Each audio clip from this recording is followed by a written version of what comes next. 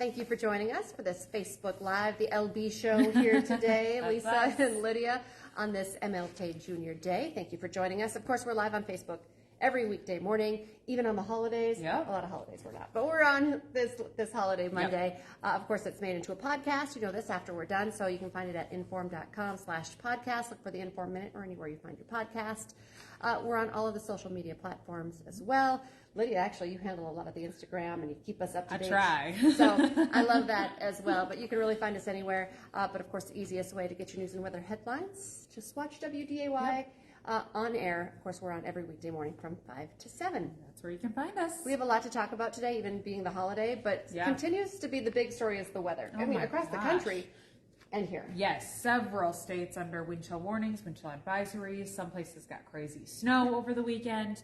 We did not get a ton of snow, a little bit on Saturday, which blew around like crazy. Didn't need much. No, it was a mess. We had about 2.5 inches, I think, so not a ton of snow. But when you had a wind gusting near 40, it was enough to trigger some blizzard warnings. So we did have those blizzard warnings over the weekend, Saturday specifically.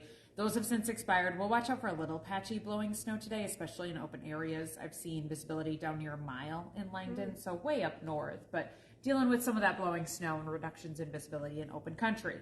The rest of us, it's just cold, and the wind makes it feel colder. Right now, it's -10 in Fargo. Feels like -30. And then Devil's Lake has been crazy cold all morning. That's what you told me this morning, and I was like, I couldn't comprehend. Hold on. Yeah. I know it was. Granted, it was like, you know. They've been sitting like -19 air temp, close to -50 for wind chill, -48. I saw Rugby Airport did report -50 for a wind chill. Wow. So that is bananas. You can't mess around with it. I mean, it's dangerous, life-threatening cold. Yes, absolutely. We're talking frostbite 5 minutes on exposed skin when it is that kind of cold. We will still be cold all day long. Wind isn't going anywhere, so that will continue to give us cold wind chills, -30s, even in the warmest part of the day. High temps below 0 again today, -5 for an afternoon high. So, ugh. For a high. That's our high. We fell below 0 in Fargo 11 p.m. on Friday night, and we've been below 0 since. So it's over 48 hours now. I don't see us going above 0 until tomorrow, Tuesday afternoon. Okay, but that's the breaking news. Yes, so there's the light. It's not a super bright light, but by tomorrow we'll be in the single digits above. We'll keep single digits for the rest of the week. Overnight lows will drop back below 0 degrees, so still some very cold mornings.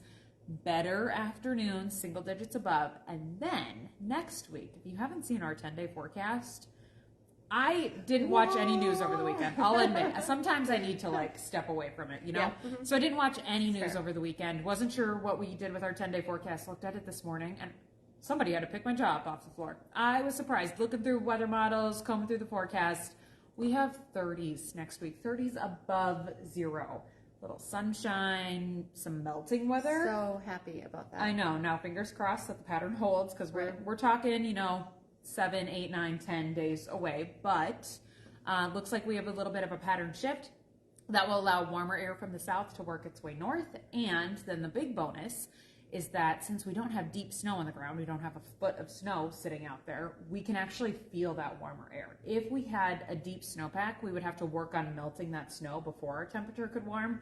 But with very little snow on the ground, our temperature will be able to warm up. When you said that on first, it made me think about last year when we were in that deep freeze and it was harder to get out of it. And the roads were icy and yucky for weeks because we just could not warm up. But without deep snow on the ground, our temperatures will be able to warm up. And so I think we'll do a little bit of melting. I'm not talking big progressive melting, but maybe, soften up some slick spots and maybe just boost morale with temperatures on the other side of freezing next week.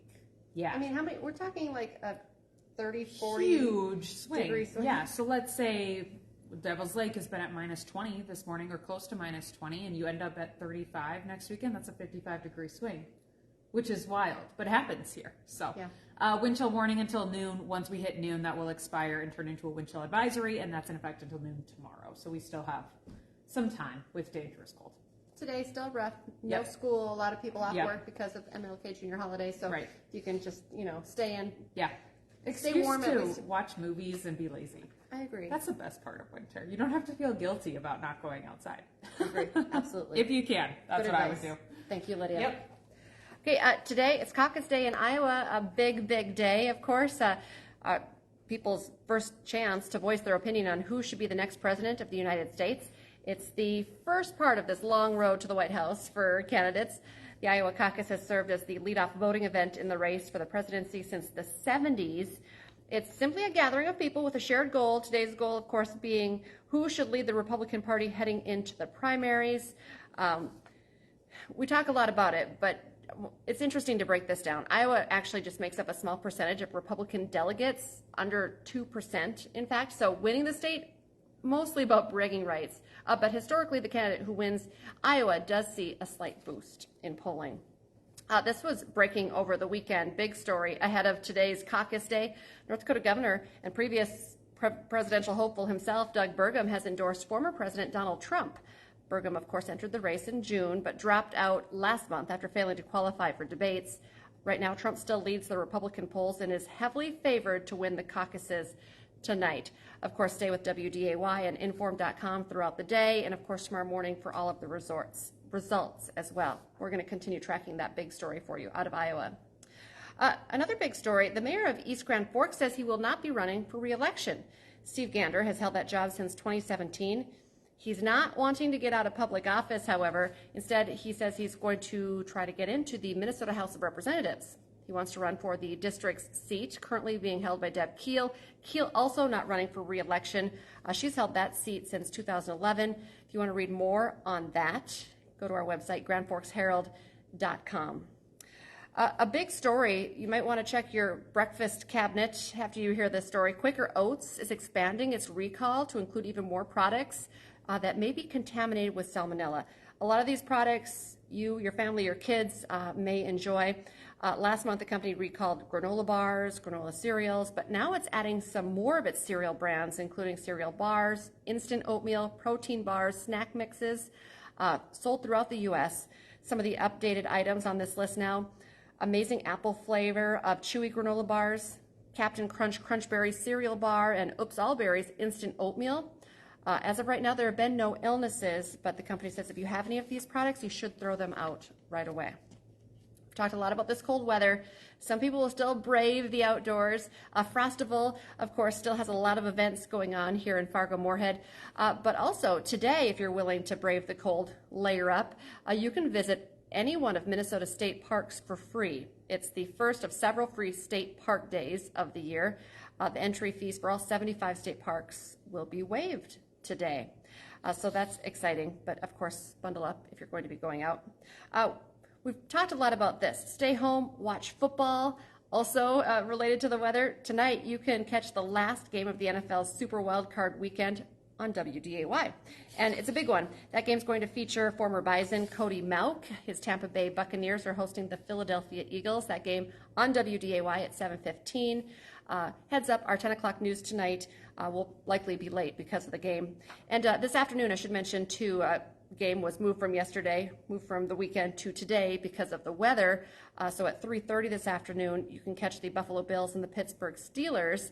I believe fans are still kind of trying to dig out. They're helping dig out so that that game can happen. That's an interesting story in itself as well. And before I let you go, of course, today, like we mentioned right away, is Martin Luther King Jr. Day.